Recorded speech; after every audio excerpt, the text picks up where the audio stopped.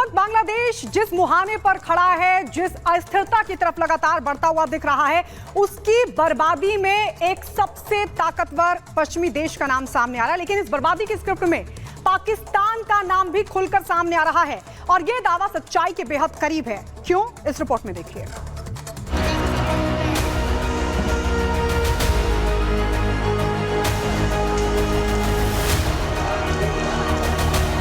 बांग्लादेश में जिस नाटकीय ढंग से तख्ता पलट हुआ, उसने पूरी दुनिया को हैरान कर दिया। सीधे तौर पर देखें तो इसके पीछे आरक्षण मुद्दा बताया गया, लेकिन महज 3 दिनों के अंदर बांग्लादेश में जो भी कुछ हुआ, उसे देखते हुए ये सवाल उठ खड़े हुए हैं कि क्या इसके पीछे कोई बड़ी साजिश है?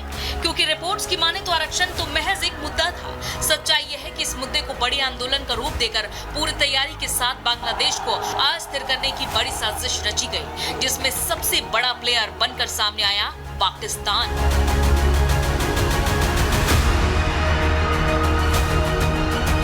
और इस दावे के सच होने की सबसे बड़ी वजह है कि बांग्लादेश में जैसे ही सत्ता की चूल्हे हिली, शेख हसीना देश छोड़कर गई, पाकिस्तान में खुशियां मनाई जाने लगी, जो कहीं न कहीं इस बात का संकेत है कि बांग्लादेश में अराजकता के पीछे पाकिस्तानी हाथ ही है।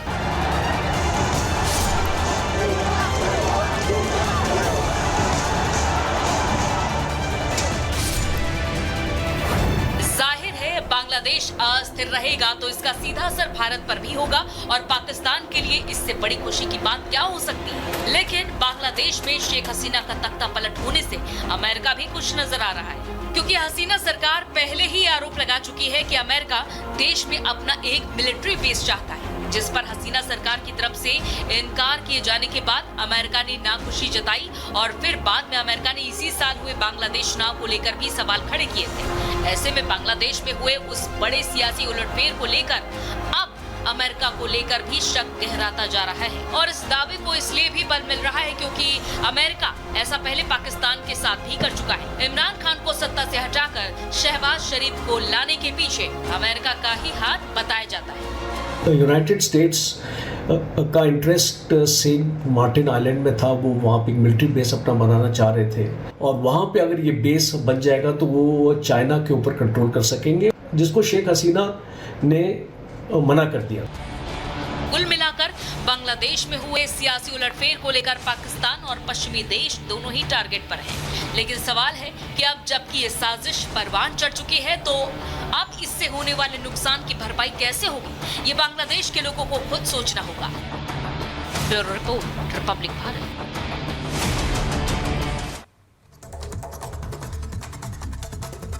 और सीधे ग्राउंड जीरो पर वैभव के पास चलेंगे। वैभव हमारे साथ जुड़े हुए हैं हिंडन एयरबेस से। वैभव, शेख हसीना इस समय कहां है? ये सस्पेंस बरकरार है, वो भारत में रहेंगी या कहीं और जाएंगी? हिंडन एयरबेस पर जो जानकारी मिल रही है अभी वो मौजूद है, आपके पास क्या जानकारी? हाँ देखिए, बिल्कुल शिखा, इस वक्त शेख हसीना हिंडन एयरबेस पर ही मौजूद हैं।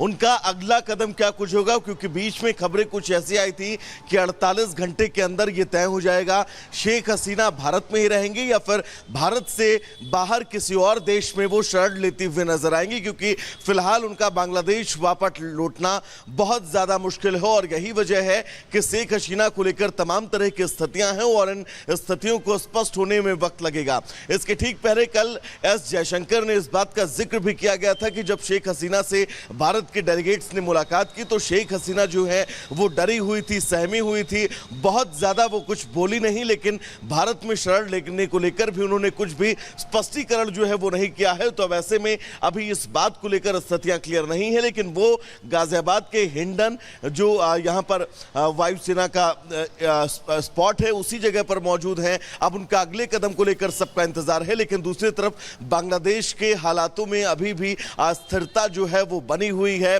वहां पर जितने भी शेख हसीना की पार्टी के नेता हैं अब उनको टारगेट करके निशाना बनाया जा रहा है, उन कार्यकर्ताओं पर हमले हो रहे हैं। तो वहीं दूसरी तरफ भारत ने शेख हसीना को यहां पर रखने के बीच इस बात को लेकर भी स्पष्टीकरण किया है कि अभी उनका रुख कोई स्पष्ट नहीं है।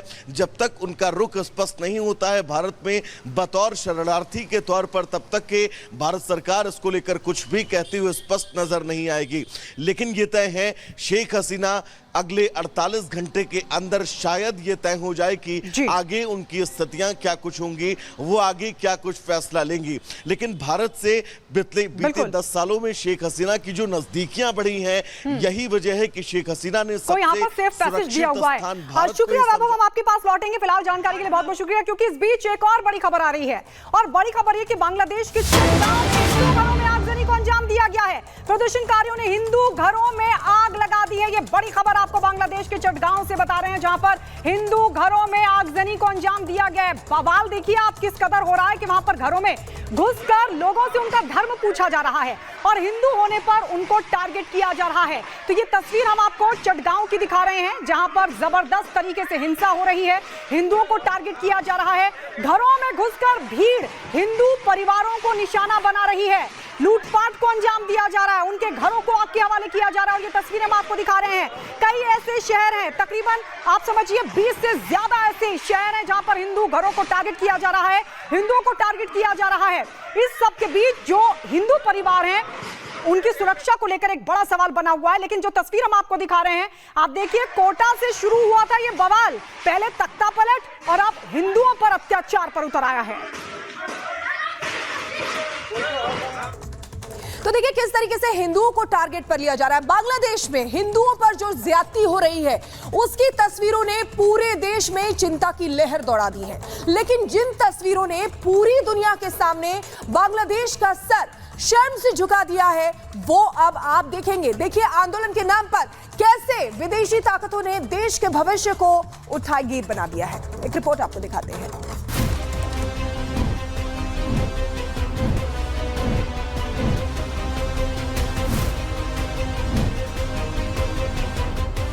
ये तस्वीर शर्मनाक है, ये तस्वीरें हैरान करने वाली हैं।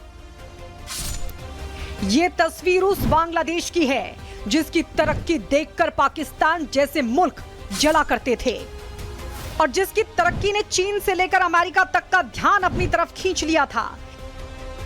लेकिन उसी बांग्लादेश के नौजवानों की हालत क्या हो गई है, इन तस्वीरों के जरिए समझा जा सकता है। कहने को तो बांग्लादेश में नौजवानों ने आरक्षण को लेकर सत्ता उलट पुलट करके रख दी, क्योंकि वो बांग्लादेश को तरक्की के चांद पर देखना चाहते थे। लेकिन बांग्लादेश के वही नागरिक अपने देश के सबसे बड़े नेता के घर से सामान ऐसे उठाकर ले जाते दिखे जैसे वो अपने घर का सामान एक कमरे से दूसरे कमरे में ले जा रहे हों। जिसके हाथ जो लगा वो लेकर चलता बना। कोई बांग्लादेश के पूर्व पीएम के घर से कुरान लेकर चलता बना, तो कोई रिक्शा ठेले पर बड़ी शान शौकत के साथ सोफा फ्रिज उठा लाया। किसी ने पंखा तो किसी ने पतीला और किचन का दूसरा सामान उठा लिया। एसी, वॉशिंग मशीन जैसे सामान की चोरी की वजह तो समझ भी आती, लेकिन आरक्षण पर आसमान सर पर उठाने वाले नौजवान उठाई गिरों की तरह पुराने टायर से लेकर पीएम हाउस से साड़ी तक पर हाथ साफ करते दिखे। हद तो तब हो गई जब बांग्लादेश की पूर्व पीएम के कमरे से ये लोग उनके अंतर वस्त्र तक उठा ले गए। आमतौर पर इस तरह की तस्वीरें सिर्फ पाकिस्तान से ही आती थीं, जहां भ्रष्ट नेताओं के चलते फटेहाल जनता कुछ भी करने पर उतारू नजर आती है।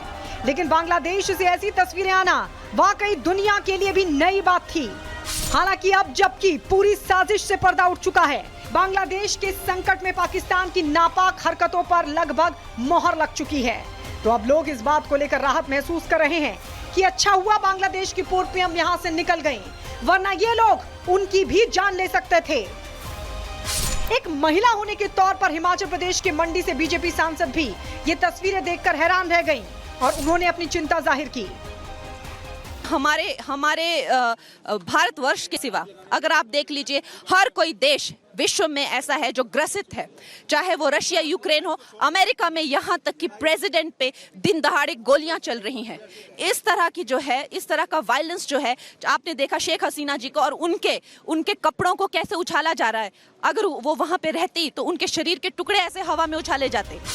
दरअसल पाकिस्तान की कठपुतली बने बांग्लादेश के आर्मी चीफ जनरल वकारुज्जमान ने जिस रास्ते पर कदम बढ़ाया, उसकी मंजिल यही है जहां आर्मी जनता का हक मारेगी, विदेशी मुल्क दौलत लूटेंगे और जनता यूं ही सड़कों पर उठाई गिर का काम करेगी।